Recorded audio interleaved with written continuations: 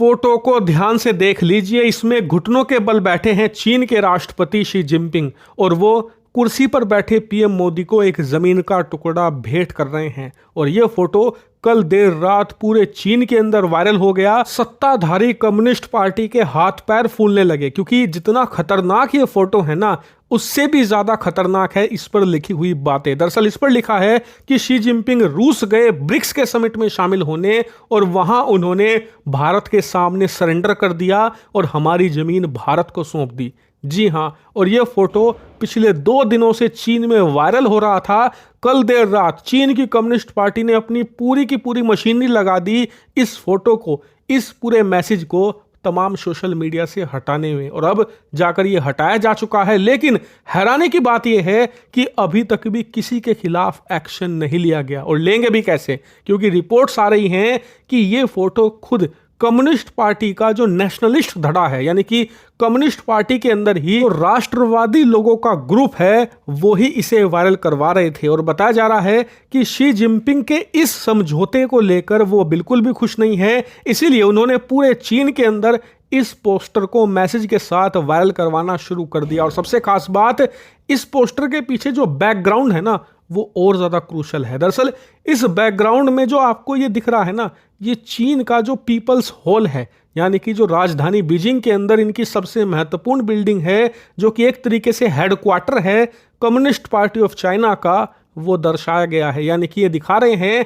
कि कैसे पीएम मोदी हमारे हेडक्वार्टर में घुस आए हैं, हमारे राष्ट्रपति को घुटनों पर ला दिया है और हमारी जमीन भी ले ली है। और यही ओपिनियन इस समय चीन के तमाम लोगों का है। आम लोग भी यही मानते हैं कि शी जिनपिंग ने यह समझौता करके भारत के सामने सरेंडर किया है। यह शी जिनपिंग की एक बड़ी जियोपॉलिटिकल हार है। इसीलिए कहा जा रहा है कि इससे शी जिनपिंग की छवि बहुत ज्यादा खराब हुई है। और सबसे महत्वपूर्ण बात, अब आम लोगों में यह बात जा रही है कि शी जिनपिंग अब से 4-5 साल पहले जितने मजबूत और जितने ताकतवर नेता हुआ करते थे, अब वो उतने ताकतवर नेता नहीं रहे, उनका करिश्मा खत्म हो चुका है। और ये शी जिनपिंग के लिए करारा झटका है। और इसीलिए भारत में जो लोग चीन और भारत के बीच हुए समझौते को लेकर डाउन प्ले कर रहे थे ना, कि कुछ नहीं हुआ, ये तो एक छोटा सा समझौता है, आप चीन के पर्सपेक्टिव से समझिए कि भारत ने यह समझौता करवाकर चीन को किस लेवल पर गिरा दिया है और कितनी बड़ी जीत है चीन के खिलाफ ये हमारी।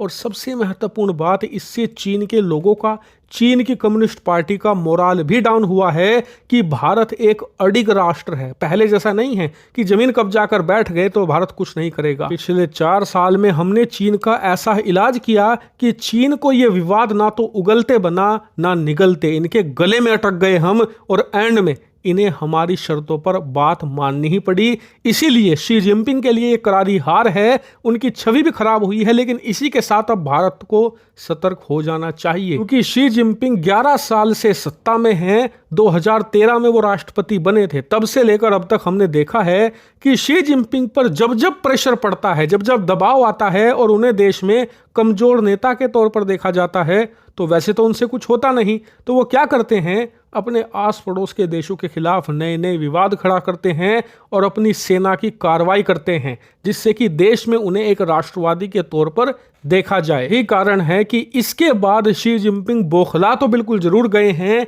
और वो भारत के साथ कुछ ना कुछ छेड़खानी करने की कोशिश करेंगे अब या कुछ महीनों के बाद। इसलिए हमें अति सतर्कता तो बिल्कुल बरतनी होगी। हालांकि इस पर आपका क्या मानना है, कमेंट करके बताइए।